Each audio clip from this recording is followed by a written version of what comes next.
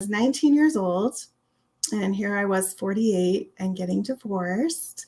And I had never lived alone, never in my whole life lived alone. So I moved into an apartment by myself, and I didn't know who I was. I really felt like I didn't have an identity. My whole identity had been being a wife and a mother, and we had empty nested, and all of my dreams were attached to what we as a family, or my husband and I, were planning to do, and that slate was wiped clean.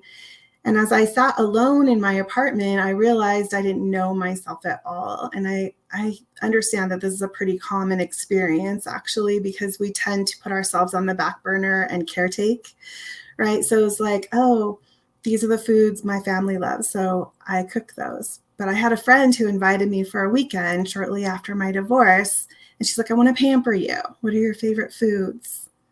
I didn't know. I had no idea. I couldn't answer that question. And that just like hit me to the core that I just had no idea. So getting to know myself again during that process, it was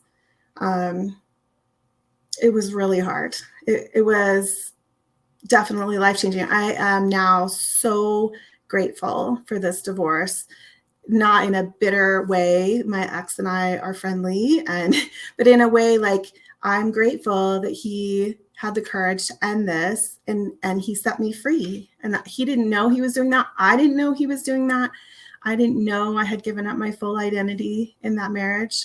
But having this opportunity to just sit with myself in the pain of an emptiness, of not having an identity at all, and digging and finding one thing at a time, from the simple, what do I like to eat, and what music do I like to listen to, and how do I play? What's fun for me?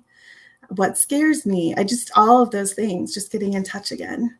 So that was kind of the beginning of this journey. That was layer one for me to figure out who I was and to learn to like myself and start building a life that I wanted to live, a life that